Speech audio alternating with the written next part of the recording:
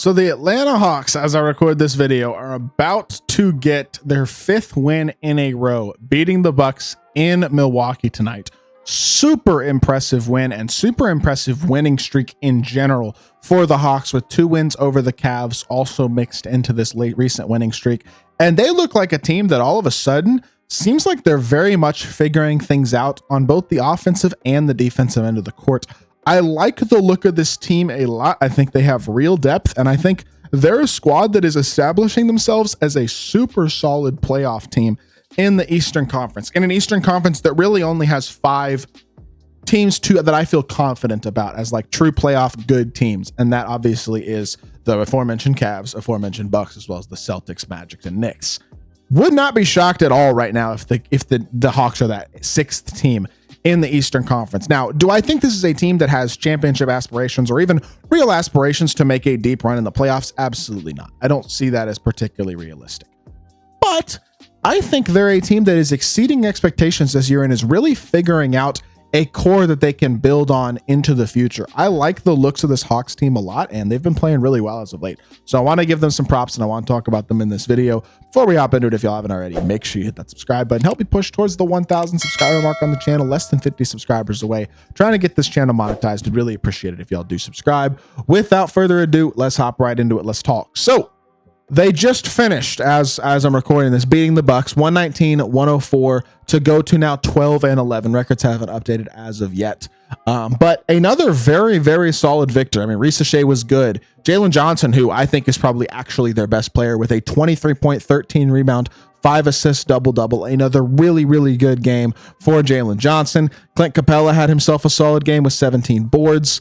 Trae Young, I mean, cannot shoot the 3-ball to save his life for whatever reason. His efficiency has been rough this year, and I actually don't think he's been all that good, even as of late.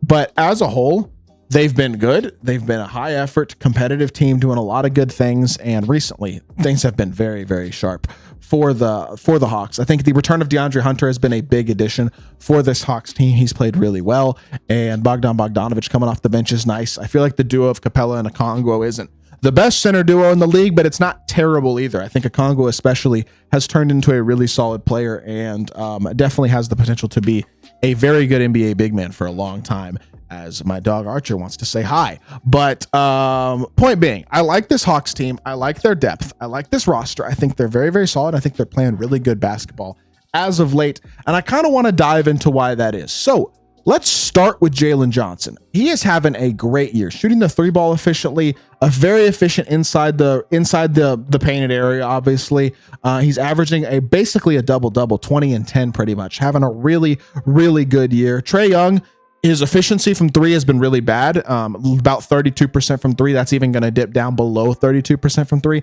after tonight's game. Statistics are calculated in, but he's still averaging 21 and 12. One of the best playmakers in all of basketball, and I think a very, very good point guard, even if his scoring isn't quite where you kind of thought it would be. And Dyson Daniels is having an incredible year in his own right. I mean, obviously, he won Defensive Player of the Month for October and November in the Eastern Conference. He is having an incredible defensive season. Definitely the best defensive guard in basketball to this point in the year. I saw a chart on Twitter that basically has showed Dyson Daniels steals and deflections compared to every other player in the league. And he is far, far and away the leader in both steals and deflections for the entire league, has been the most impactful defensive guard in the entire league. And he's doing it while providing real size at 6'7" and real defensive versatility, where he's not just a guard defender. I mean, he was matched up against Giannis for a lot of tonight's game against the Bucks, and I thought he played really, really well despite fouling out. I mean, Giannis had freaking 26 free throws, but I thought as a whole that he did really well, and I thought they played really, really well against Giannis and tried to limit Giannis as best as they could, despite the fact that he shot a bajillion free throws.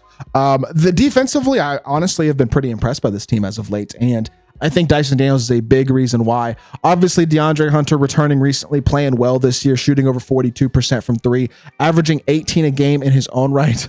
The dog just wants to be a part of this video. He's got a lot of energy. I'm gonna have to take him on a walk after this, but sorry, y'all. Anyways, I love the depth of this team. I think Risa Shea, the #1 overall pick, has honestly been a really solid pick. I get that the efficiency from outside still hasn't been good. The shooting efficiency in general isn't great, but I feel like he's starting to figure things out at the NBA level, and I think he's definitely going to be a super solid role player And I just really like the depth and overall versatility of this team. They are 8 strong in terms of depth, and guys like Larry Nance Jr. as well, coming off that bench. Garrison Matthews, and then when he's playing, is shooting the crap out of the ball. I feel like this is a team with real depth, especially in a weak Eastern Conference, that can give teams fits on both the offensive and defensive end of their court.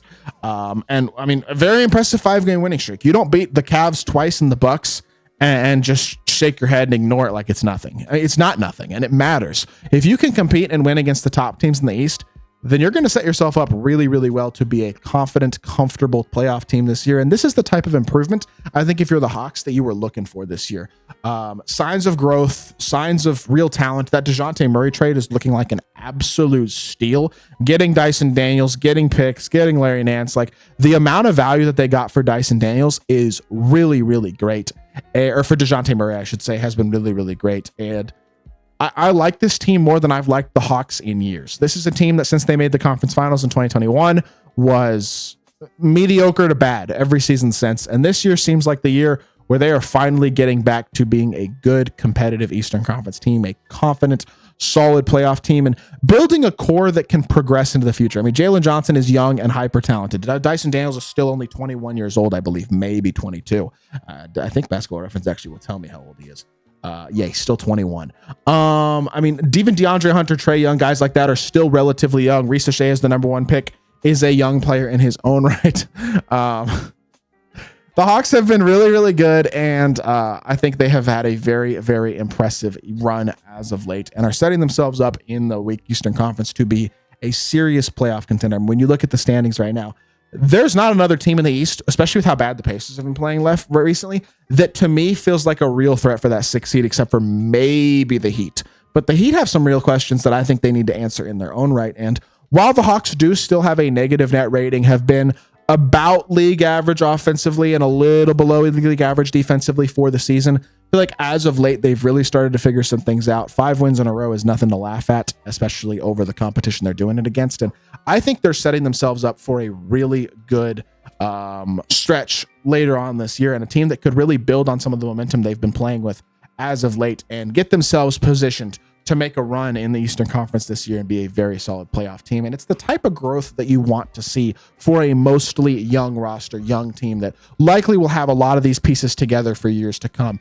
This year is not going to be the year for the Hawks to be true contenders in the Eastern Conference, but they're not, I don't think, all that far away either. If they could get Trae Young to play more like the Trae Young that you expect, they could do really good things. And playing this well with the NBA Cup playoffs coming up, the fact that they made the quarterfinals of the NBA Cup, they have an opportunity to do something big here. I mean, obviously the in-season tournament is a very different situation than the NBA playoffs. It's best of one. They play the Knicks, and then they'll play the winner of, I believe, Boston and Milwaukee and I believe Orlando.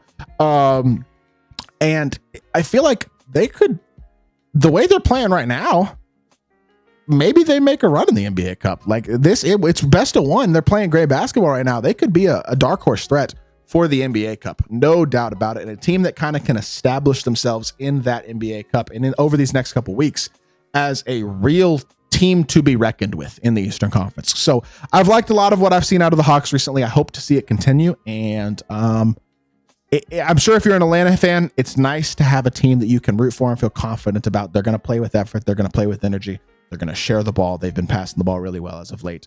They have the 3rd highest assist percentage in the league in the last 10 games. I've liked a lot of what I've seen. I really have. And I think that they deserve to be talked about in this video because they're a team that doesn't get quite the coverage nationally that a lot of these other squads do. But they're playing really good basketball, and they deserve to be recognized for it. I hope y'all did enjoy the video. If you did, make sure you'll hit that like button, leave a comment, and subscribe. I'll be back with more NBA content very, very soon. And I appreciate y'all. Peace.